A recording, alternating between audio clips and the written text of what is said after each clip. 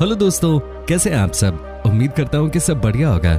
दोस्तों, आज मैं आपको एक ऐसे देश के बारे में रोचक फैक्ट्स बताने वाला हूँ जो एशिया के सबसे खूबसूरत देशों में से एक है। एक ऐसा देश जहाँ पर आपको सबसे ज्यादा शाही फैमिलीज नजर आएंगी। इसी देश में पाया जाता है दुनिया का सबसे बड़ा फूल भी, जिसे देखने के बाद किसी के भी होश उड़ जाएं। दोस्तों, दुनिया में सबसे ज्यादा बाघ यानी कि टाइगर भी आपको इसी देश में देखने को मिलते हैं। इस देश में आपको दक्षिणी पूर्वी एशिया का सबसे पुराना इंग्लिश स्कूल भी देखने को मिल जाएगा। दोस्तों, आज हम आपको जिस देश के बारे में बताने जा रहे हैं, वहाँ के थिएटर्स में कभी भी लाइट ऑफ नहीं करते। हालांकि ऐसा क्यों करते हैं, आगे हम आपको जरूर बताएंगे। दोस्तों, ये देश ही है दुनिया का one of the largest rubber producers. Friends, आज मैं आपको एशिया के ही एक बड़े देश मलेशिया के बारे में एक से बढ़कर एक जानकारियां देने जा रहा हूं। वीडियो काफी इंटरेस्टिंग होने वाली है, इसलिए इसे बिना स्किप किए अंत तक जरूर देखिएगा।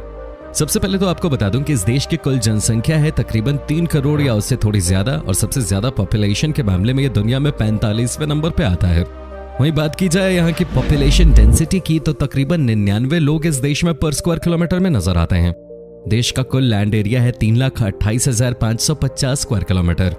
यहाँ पर 79% लोग ऐसे हैं जो कि शहरों में रहना पसंद करते हैं, जबकि 21% लोग गांवों में रहते हैं। ये देश अभी भी जवानों का देश है। यहाँ की आबादी की औसत उम्र है इस समय 30 साल। दोस्तों, मलेशिया एक बहुसांस्कृतिक और बहुआयामी देश है जिसका आधिकारिक धर्म इस्लाम है। यहाँ के करीब 61% लोग इस्लाम धर्म को मानते हैं। 7% आबादी भारतीय मूल के लोगों की है, और वहाँ हिंदू और सिख धर्मावलंबियों की अच्छी खासी संख्या है। देश की आधिकारिक भाषा मलय है, जो यहाँ के ज्यादातर लोगों की मातृभाषा है। हालांकि इंग्लिश भी यहाँ लोग खूब बोलते हैं। जो भाषाएं यहाँ बोली जाती हैं उनमें चीनी और थाई भाषा के साथ साथ पंजाबी का भी नाम आता है। दोस्तों, मलेशिया के लोगों के बीच में भी अपने देश की तरह ही चाय पीना बहुत फेमस है। यहाँ पर इसे तेह तारीख कहा जाता है, जिसका मतलब होता है एक ऐसी चाय जिसे 1 मीटर की दूरी से फेंका जाता है, यानी कि एक कप से दूसरे कप में डाला जाता है 1 मीटर की दूरी से। कहते हैं कि मलेशिया के लोगों की भी गुड मॉर्निंग चाय पीने के बगैर नहीं होती है। यहाँ भी इंडिया की तरह ही चाय के मामले में हिसाब किताब है।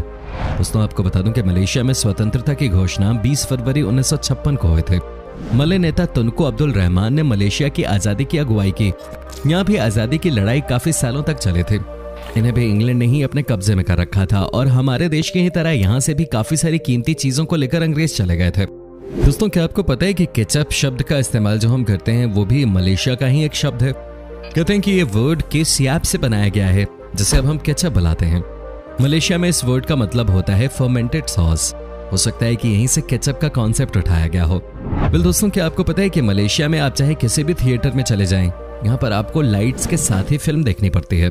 कहते हैं कि पूरे मलेशिया में कभी भी सिनेमा हॉल्स में लाइट्स ऑफ नहीं होने देते। जानते हैं इसकी क्या वजह हो सकती है? साफ है कि यहाँ के लोग लाइट ऑफ होते ही थिएटर में अपनी फिल्म बनाने लग जाते थे। उम्मीद करता हूँ आपको समझ आ गया होगा कि ये स्क्रिप्ट राइटर क्या बताना चाह रहा है। ये चीज कई बार अपने देश के सिनेमा हॉल्स में भी देखने को मिल जाती है। दोस्तों, मलेशिया एक आइलैंड देश है, लेकिन आपको बता दूं कि दुनिया में सबसे ज्यादा जहरीले सांप भी आपको इसी देश में देखने को मिलेंगे। आपको जानकर हैरानी होगी कि इस देश में सबसे ज्यादा किंग कोबराज देखने को मिलते हैं।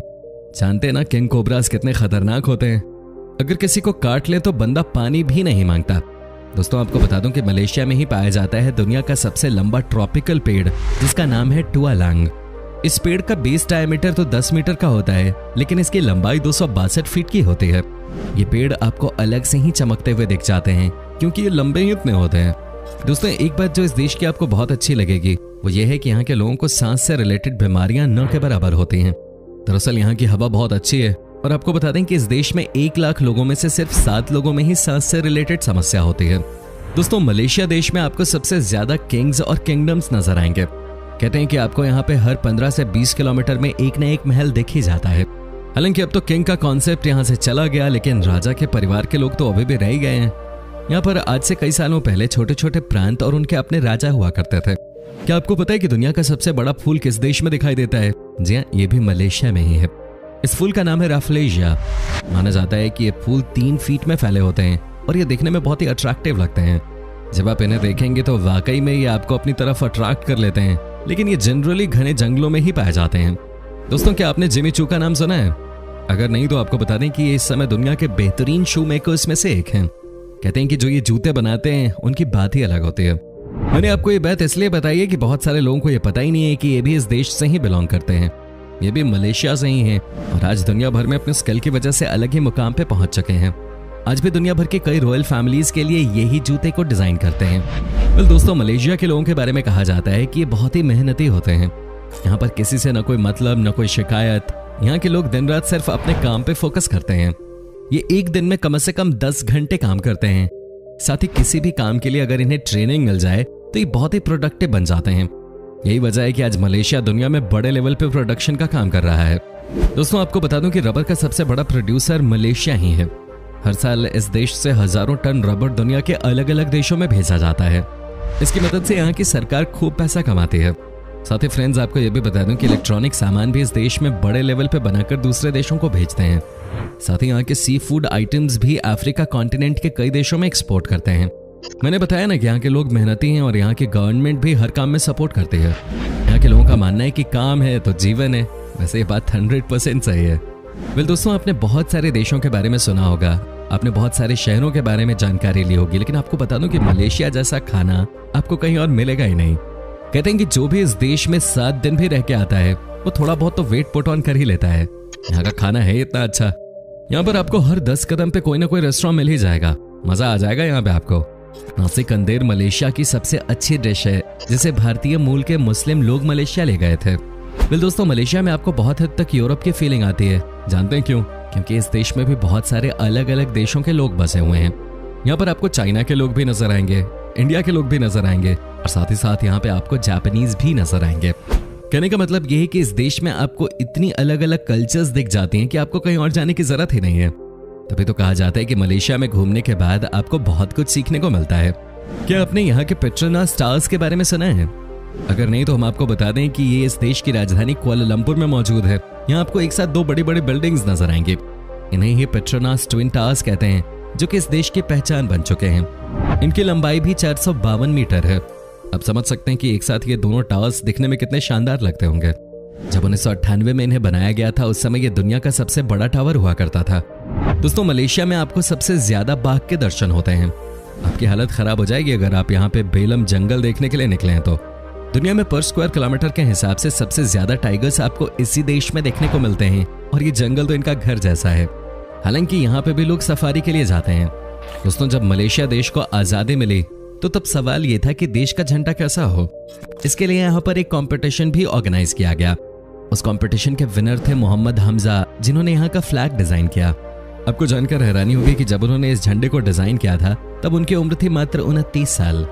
वेल दोस्तों, मलेशिया के लोगों के बारे में एक और बात कही जाती है और वो ये है कि ये बहुत ही शर्मीले किस्म के होते हैं। ये लोग कभी भी अपने दिल की बात खुलकर किसी और के सामने नहीं रख पाते। इन्हें हमेशा ये लगता है कि कहीं मेरी वजह से किसी को परेशानी ना हो जाए।